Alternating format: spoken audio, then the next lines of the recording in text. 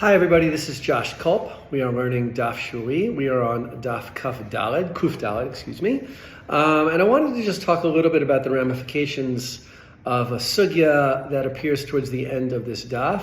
And that's a discussion in the Gemara about the nature of the added fifth, the chomesh. And let's just go over the three things that a person has to pay. This is according to Leviticus 5.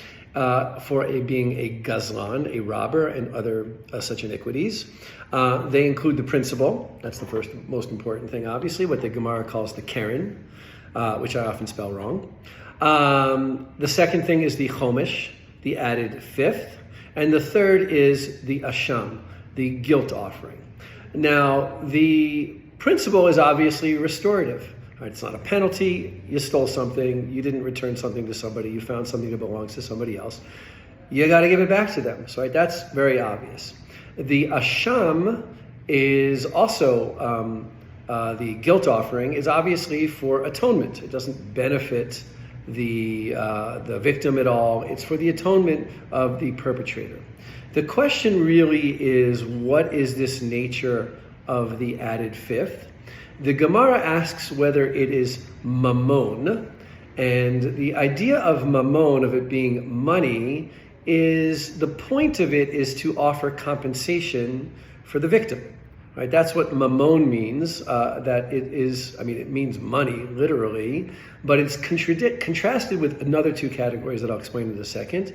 But the ramifications are that it is meant to be a compensatory, in a sense, for the victim. And the ramification is that the inheritors will have to pay that. The inheritors of the gazlan, of the robber, are going to have to pay it because they need to compensate the victim, just as the original perpetrator would have to compensate the victim. Now, what are the other possibilities for this mammon? Another possibility is that it is a penalty.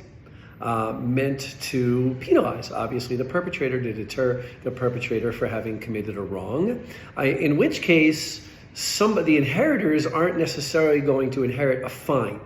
Okay? I don't really know how it works today, but the idea of a fine is to deter. Let's say I'm a criminal. You fine me. The court fines me to deter me. What does that have to do with my inheritors? My inheritors didn't do anything criminal. Why should they have to pay, certainly out of their own funds, or what's the point in fining them at all?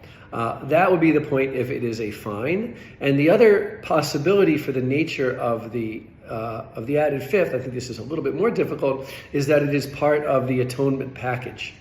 In order to atone, the person needs to do two things. One is to bring a guilt offering, and the other is to add an added fifth. Now, the Gemara I think settles on the idea that it is money, because there are a lot of Braito that say that inheritors have to pay. Inheritors wouldn't have to pay a fine, and inheritors wouldn't have to do atonement on behalf of, let's say, their father who stole the item. But I still think it's very interesting to see how the Gemara deliberates about the nature of certain payments, and along with that finds halachic ramifications, what in Hebrew or in Aramaic we would call a nafka mina. What really do we care if we categorize this as money or a fine or atonement? There are, as the Gemara likes to do, find halachic ramifications for these things.